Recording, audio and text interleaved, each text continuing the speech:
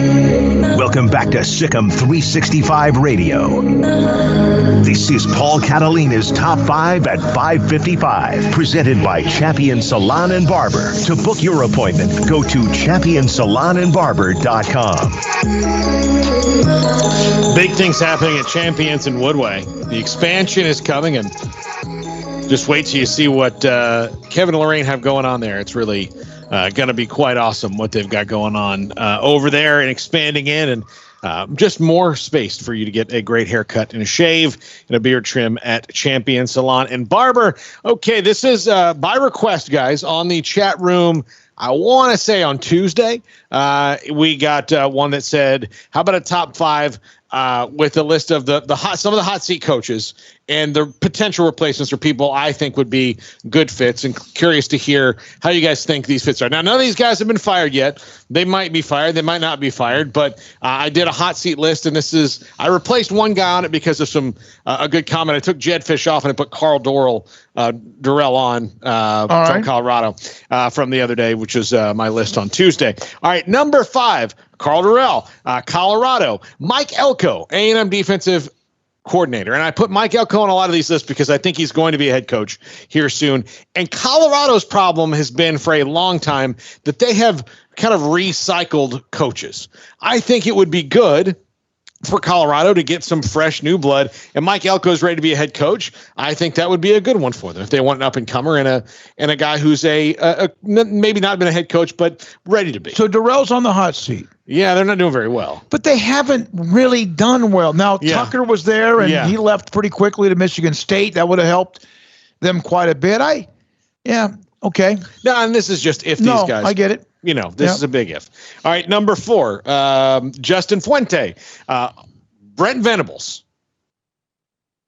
Already in the ACC, dominating defense, would be a defense-first head coach. That's Virginia Tech's identity. That's as close to Beamer ball as you can get. And again, it's not a retread. It's a guy who's probably ready to be a head coach.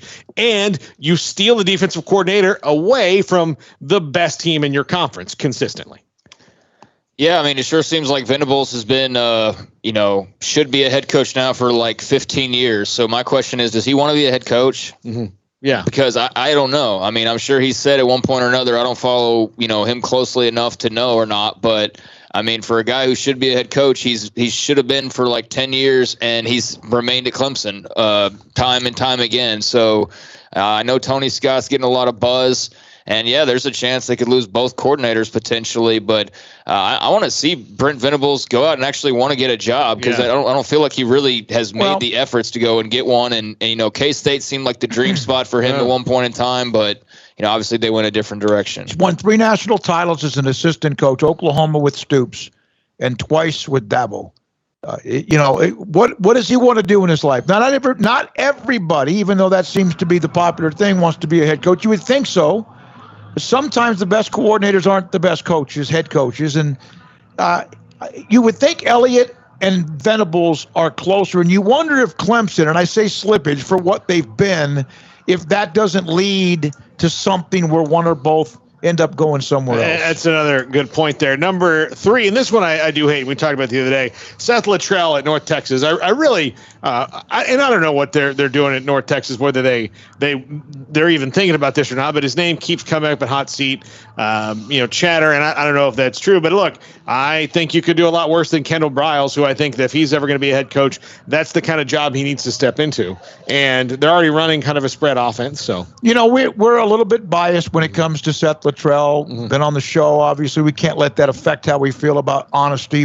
And Phil Bennett, the defensive coordinator, one of our favorites. But they're here's the thing. You have TCU who's about to change, and Texas Tech's about to change. And North Texas, if they're not careful, even though going to a new conference, could be left completely behind. And they're kind of in that thing anyway right now where they're kind of just there. Yeah, they had a moment to really do what UTSA is doing right now. But once Mason Fine left, it just seems like they kind of lost their wheels a little bit. Offense hasn't been as potent since he was gone a couple of years ago. And, they're just kind of out there sort of floundering right now. I want Luttrell to do well. I want Bennett to do well. But I don't know if he's just trying to get back into the swing of things or what, but they're giving up a lot of points whenever I've looked, and not scoring nearly enough. So yeah, it's kind of a deal where the expectations aren't super high or anything, but they did get a little taste of what winning was like just not that long ago, and I'm sure they don't want to go too long without feeling that again. Yeah. Here's one of the things from Damon Selman. Honestly, he said what Colorado needs to think about doing is running a hurry-up offense with the home stadium's elevation. Now, I always think of Colorado as the running game with McCartney, and that's just all with Big Ben, Bieniemy. But that's not a bad thought. You come into our backyard and let's run the hell out of you. Not that others don't run it, but then at elevation. Yeah. Everybody's got to get used to it. Yeah, no, I think that's probably a great idea, and I'm just kind of saying probably because I'm like, why would nobody have thought about that before? I'm sure somebody had to have thought about that and maybe try to put it in place. But no, I think that's a great idea. I mean, they needed an identity. That's one thing they need. At least when Steven Montez was quarterback, and you had Chenault. LaVisca in that case, not his younger brother, but he was having a monster year just a couple of years ago, and they were tearing it up on offense. But now the last couple seasons just kind of ho-hum. Yeah. All right, number 2, Dan Mullen at Florida. Replace him with Georgia defensive coordinator Dan Lanning.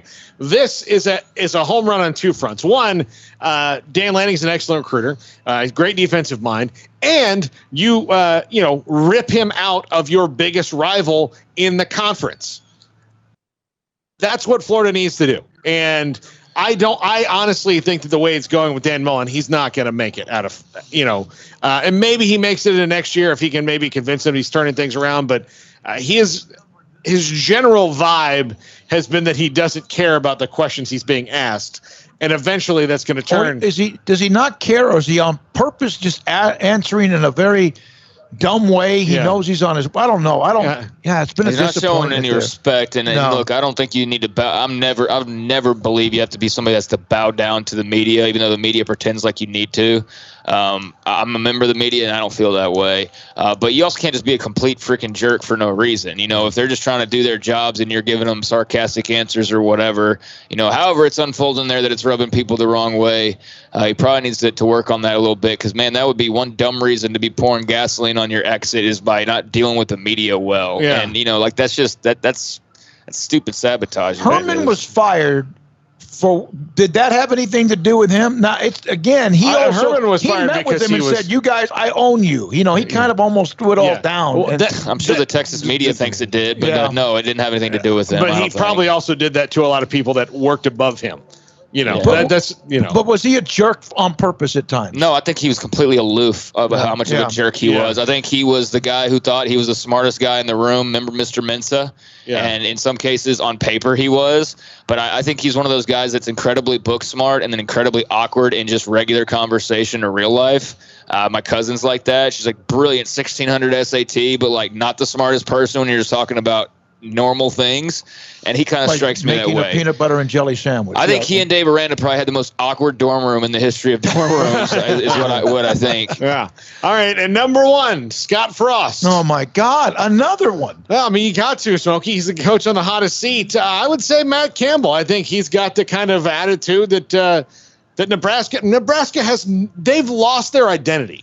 The day that Frank Solich walked out that door, they lost who they were. Their heart and soul. They lost it. And they were slipping, but it wasn't as if Texas and Oklahoma were just a couple of just haphazard. They were both good at that time. But I agree. But it is like you need what Nebraska is, and what it's been since its beginning is we are going to knock you and knock you and knock you and knock you until you can't take it anymore. It's the only way they can win. Yeah, I agree. In the weather and the conditions and who they have to recruit and whatever else. That's all you can do. Yeah, well, other Big Ten teams have the same stuff to deal with. And not many of them have the history that Nebraska does. I mean, they do need an identity. But, I'll just use Baylor as an example. Their identity for a few years there was having the most high-flying, crazy offense and the craziest uniforms, and now they wear very plain uniforms for the most part, and they're known for defense. So that's all happened in less than 5 years. It could happen at Nebraska too, but they need to figure out what the identity is going to be. Right now, it is a dumb football team and a bad one. Mac Rose decided it was going to be defense, and that's what he did with Matt Rule, and he said, yep, we're sticking with defense, and that's why he got Dave Aranda. And that was obviously after the years of great offense, and that's who they are now. And Nebraska needs to figure out who are we and go find that guy. All right, Paul, good stuff. Thank you very much to the top 5. Thanks to Armstrong Sims back at the mothership. Tomorrow I'm going to fly solo with Armstrong inside our studio at 101 Elm. We're about to have Midway and